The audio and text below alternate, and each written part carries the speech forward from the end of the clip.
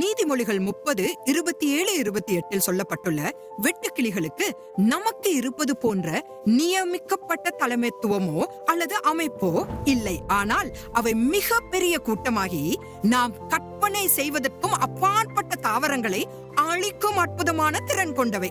அவை தங்களுக்குள்ளே சண்டையிட்டுக் கொள்ளாமல் தாங்கள் உட்கொள்ளும் தாவரங்களுக்கு எதிராக சண்டையிடுகின்றன. இதிலிருந்து team together everyone achieves much, அதாவது ஒன்றாக எல்லோரும் அதிகமாக சாதிக்கலாம் என்பதை கற்றுக்கொள்கிறோம்.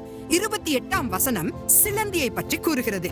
நேசிக்கப்படாமல் மக்களால் கொல்லப்பட்டாலும் அது ஞானமாக அதன் திறமையையும் தனித்துவமான ஆற்றல்களையும் பயன்படுத்தி ராஜாவின் அரண்மனை உட்பட தான் விரும்பிய இடங்களுக்கெல்லாம் செல்கிறது. ராஜாதி ராஜாவை காண பரலோக ராஜ்யத்திற்குள் நாம் பிரவேசிக்கும்படி தேவன் கொடுத்த எல்லா திறமைகளையும் ஆற்றல்களையும் நாம் ஞானமாக பயன்படுத்துகிறோமா?